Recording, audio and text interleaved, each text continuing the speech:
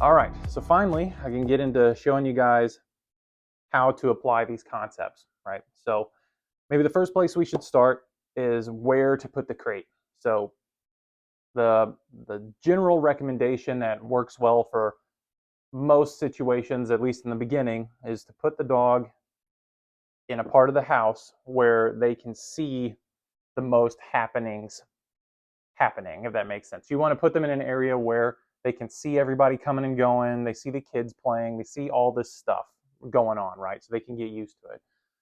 If in the beginning you put them in a back room somewhere and they're never getting any exposure to the new environment, then they're never really going to get used to the entire environment, right? They're going to just more or less soak in the little back room that you put them in. So at least in the beginning, put them in an area where a lot of things are going on. That's generally where you want to start. Sometimes there's some exceptions to that.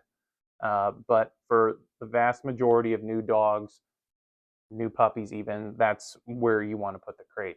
If you're working with a dog you've had for a long time, like I have, like I am, you can put them pretty well anywhere, wherever whatever's worked best for your dog, right? Because at this point they're already used to the environment, used to you, so it's not like you're trying to expose them to a lot of things. So just put them wherever you see fit, I suppose. So Leica is usually upstairs with the other dogs, but I brought her down here just to be thorough with the video and show you what it may look like, right? Now, I know Leica well enough to know that she's a bark first, ask questions later sort of dog, right? She's a little bit on the fear aggressive side, and she always has been ever since I got her 7 or 8 years ago. I got her at about 1 or 2 years old from a rescue, and I've had her ever since. But even back then, she's an anxious dog, and she wasn't afraid to go into that aggressive side. So it's something, it's part of her genetics and also something she's learned. So whenever she feels uneasy, especially if she's in her crate, she'll charge the crate and she'll bark at people coming to the door and stuff like that. So knowing that about her, this is not where I want to put her, especially since I already know she's used to the environment, mainly because my front door is directly in front of her crate. So I know if the UPS man comes by, or my girlfriend, she likes to do Facebook Marketplace all the time. So people coming and going to the door all the time. I know that's going to set her off. That's going to make her react, and she's going to practice being reactive right here. And remember the principle about we don't want them practicing behaviors we want to work on, or we don't want them practicing unwanted behaviors. We don't want them getting better at those behaviors because we're going to try to undo them as we go along, right? So for her, because she's used to the new environment, and I already know she's on the fear reactive, fear aggressive side, I'm not going to leave her here. I'm going to put her back upstairs, but I just brought her down here to show you guys what this could look like. So, take that same sort of mindset, that same sort of thought process, and apply it to your dog and your living situation. But if you've got a new dog or new puppy, it's a good idea to at least start here. Start by putting them in an area where a lot of things are going on, and that's where you want to place the crate. All right, so the next thing I want to show you guys is how to go about balancing the crate and the leash sort of thing. I know it's pretty well self-explanatory, but I figured to be thorough, I'd go ahead and show you. So notice right now Lake is in the crate. She's just hanging out. But right behind you is my TV. And if I wanted to watch TV, you could leave her in the crate there and kick back and watch TV. You could totally do that because she's at least in your vicinity hanging out with you, right? We're especially talking about new dogs, brand new dogs. This may be where you need to start. Or maybe you just don't have a lot of energy that day and you don't want to deal with the dog too much. I get it. We all have bad days and off days. So if that's the case, this is better than nothing. This is better than putting them somewhere where they can't interact with you, at least see you and hang out with you in some way. So this is basically the default. And once again, that's a very neutral environment. There's not a lot she can practice. There's not a lot of unwanted behavior she can develop in the crate. And that's why that's kind of the default position. Now, whenever you have time to hang out with the dog and work with them, have that leash handy. So it's just a leather 6-foot leash, and this leash is probably older than I am, honestly, is a hand-me-down from my mentor. Um, but anyway, I love leather leashes, by the way. They're my favorite. I'm going to just put the leash on her, let her out of the crate. Now we're going to hang. And I'm just going to hold on to the leash. I'm going to shut this just to give her more space. You could leave that open if you had a better spot. So if they decided to go in there on their own, you could totally let them do that. That's totally fine. But I'm just going to hang out with her right here. She comes over and sees me, wants some pets. Oh, good girl, right? Just hang out with them. And you can have the TV on, all the same. TV on, just hanging out with them. This is a very good place to start. And hell, even throughout the life of the dog, there's absolutely nothing wrong with doing it this way. Right? Now, my girlfriend and my little one, they're out of town at the moment. But if they were walking around or my little toddler is running around tearing stuff up like she normally does, I would do this all the same. Of course, Lake would probably be kind of interested in what's going on, and I would just control her. I would just block her from interacting with her, right? Block her from roughhousing with the kid, and so on. Just kind of like I did there. She wanted to do something over there. I'm like, no, just come over here and hang out with me, and give her pets, and just chill. It's really that simple. Whenever you want to get up and do something with the dog, or you can, go around the house with them, same idea, same principle. Just have them on the leash, walk around with them, keep them with you. Don't let them get into stuff.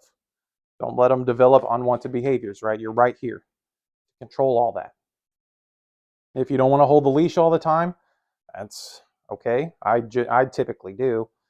But if you don't want to, you could drop the leash, at least let them drag it. And so if they start getting into something and you want to block them, you can step on the leash. You can prevent them from getting to whatever it is they're trying to get into and keep them with you that way.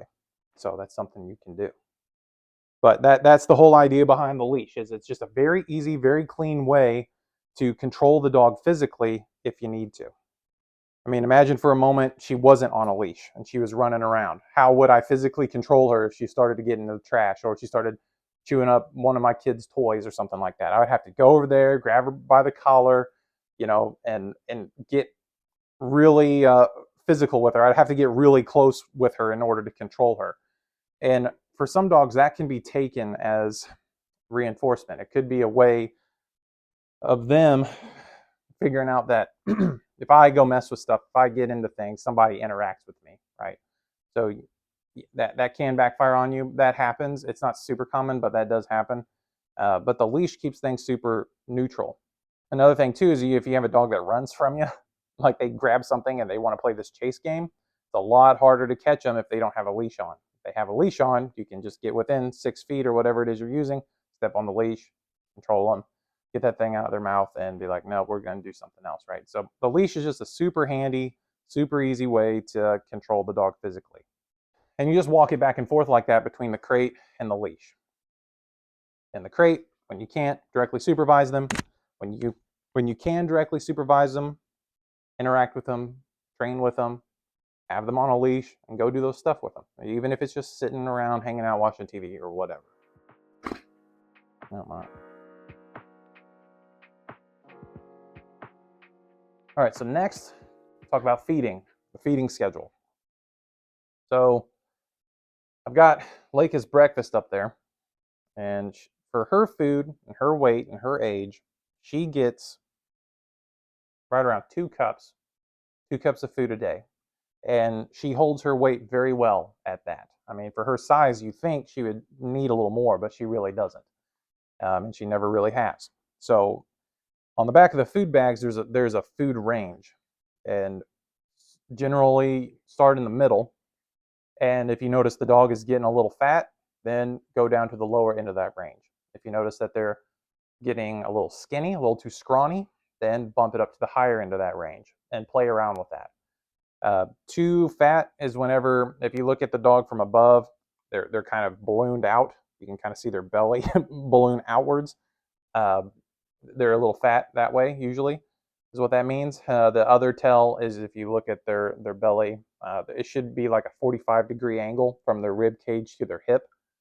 At least an angle. It doesn't have to be 45, but an angle from their rib cage to their hip. Whenever their belly starts getting parallel to the floor, they're a little fat. So watch for that. Whenever they're a little emaciated, what you'll see is their hip bones You'll see their spine. It's okay to see maybe a rib or two. That for some breeds of dogs, that can be a healthy weight range for them. But you're seeing all of their ribs, they're probably they're a little too lean. So just play around with that. And so I have over many years now, and I know that Leica does really good on just 2 cups of food per day. So she gets 1 cup of food in the morning, 1 cup of food in the evening, and she does just fine off of that. That's where her food drive stays high. That's where her healthy weight hangs out. So play around with it. It's going to be a little bit of a trial and error sort of thing. So I didn't feed her breakfast because I just wanted to show you guys. So I've got her food up there. She's kind of hungry, but I'm going to show you. I've got 1 cup of food in that bowl. I'm going to get up, take her to her crate. That's another thing too. I recommend feeding in the crate. This creates a positive association to the crate. They'll start associating getting in the crate with their food, and it helps them get used to the crate. So 1 cup of food, set it down. Okay, that's a routine we have. We'll get into that at some point, but the eye contact and releasing her to the food, we'll get into that at some point. You don't have to necessarily worry about that right now, but there she is. She's in there eating it. And whenever she's done eating it, whenever she finishes it off, I'm going to pick up the bowl, put it on top of her crate, be ready for the next feeding session. Now, if she were to kind of pick at it, didn't eat all of it, and she's healthy, she's not sick or nothing, then after 10, 15 minutes, I pick up that food bowl and go put the food that's left in that food bowl and put it back in a bag. And she just misses out on all that other food she could have eaten. Then the next feeding comes around. I don't give her a cup plus what she missed. She only gets 1 cup for that second feeding.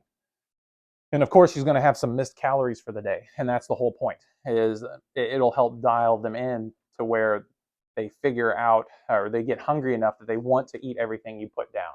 And then they understand that there's a time limit on it. It's not always available.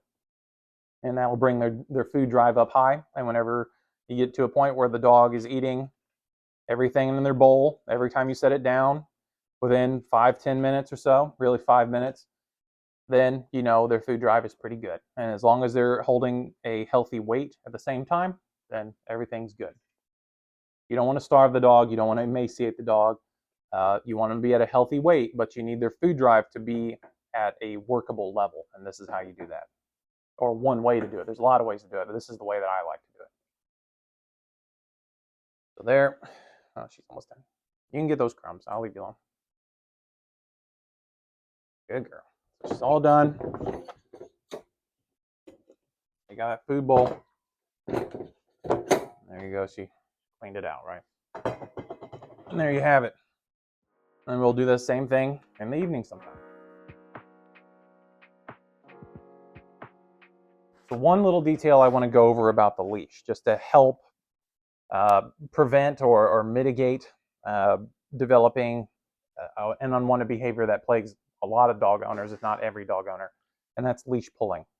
Understand that leash pulling is created by us. And essentially what happens is the dog pulls because they don't understand the concept of a leash. They don't know what's going on there. But they pull, and there's a thing called an opposition reflex as well that entices them to pull. But if they figure out that, hey, if I pull hard enough, I get to go where I want, I get to interact with what I want, right, then it's positive reinforcement. They get rewarded for pulling. So to counteract that, or at least prevent that habit from forming too heavily, if you have the dog on a leash and they start to put pressure into the collar, be sure to not allow them to get to wherever they're wanting to go. And so Lake is not the best on a leash. In fact, she's pretty bad still. Like I said in the intro from forever ago, she's a very untrained dog. And that's one of the reasons why I want to work with her. She's got some very basic things down, but I haven't worked with her in years. And she's just been a pretty easygoing dog for the most part, so I've never really trained her to do anything, just kind of manage stuff. So anyway, her leash pulling is pretty bad, or it's not good, maybe I should say. She's not terrible. So to prevent her from practicing that anymore, what I'm going to do, even when she's with me on leash, anytime she's on leash with me, if she starts to pull, she starts to want to drag me somewhere, I'm not going to let her. I'm just going to put the brakes on her. Don't let her pull me. And it's literally that simple. Just don't let them pull you. You put the brakes on. And I know that that's easy to do whenever the dog is smaller or not as strong as you are, right? But if you're somebody who, maybe you're physically impaired in some way, or maybe you have a large breed dog and you're just simply not strong enough to handle them, then if they decide to pull, you can't stop them, right? Well, in those cases, what you may have to do is put a prong collar on the dog, and you're not going to use it as like a punishment tool. Yeah, you're just going to use it to put leverage back in your hands. So either prong or a choke chain or something like that. That's not ideal. Ideally, you don't want to put yourself in that position. But I understand that sometimes you just end up where you end up, right? And you got to make do. But know that if you cannot physically stop your dog from pulling you, then they're always going to pull you. And that's really all there is to it. So to mitigate that, keep them from practicing that, you may have to use a tool of some sort to put the leverage back in your hands. Prong collars can do that. Choke chains can do that. Head halties can do that, although personally I'm not a huge fan of the head halties for a few different reasons. Harnesses, so don't fall for the myth that harnesses help prevent pulling. They do not. They encourage pulling because harnesses put all of that stress, all that pulling power into their chest. And they're a lot stronger in their chest than they are their neck, right? You don't see sled dogs pulling on collars. You don't see carting dogs pulling on collars. You see them pulling on harnesses because there's a lot more power in a harness. So a harness is not the answer. They do make those easy walk harnesses that contract the front of their body to keep their front end from moving. That can, that I suppose that is something you could use. But once again, there are some things about that I'm not too sure of, and I just like to keep things simple. So if it were me, if I was in that position, I'd put the dog either on a slip lead, a choke chain of some sort, or a prong collar. Now, even with those tools, understand that they can become desensitized to that if you allow them to pull into it. So if you're using a choke chain or a prong collar or a slip lead, do not let them pull into it at all, because once you ruin that tool, once the dog becomes desensitized to that tool, now you're really in trouble. Right now, we're going to have to really put pressure on them later on, more than likely, to get them to stop pulling. And so to prevent that, just don't allow them to pull into those tools either. So remember, those tools are just there to help put the leverage back in your hands, so you have a fighting chance at stopping the dog. So there you go, guys. Go ahead and try to set up that new routine, doing everything that we talked about. So basically, when you cannot directly supervise the dog, they're in the crate. When you can directly supervise the dog or interact with them in some way, they can be out of the crate. I recommend you have them drag a leash or have a tagline on them, so if they start getting a little squirrely on you, you can control them. You can just, at the very least, block them from doing whatever it is you don't want them to practice doing, right? And also at the same time, you're going to create a feeding schedule that is going to create a lot of food drive. So we can use that food drive to start teaching them things through positive reinforcement here very soon. Actually, in the video after this, I'm going to really start showing you how to start using that. So yeah, get that routine down, develop that food drive, and I'll see you all in the next video.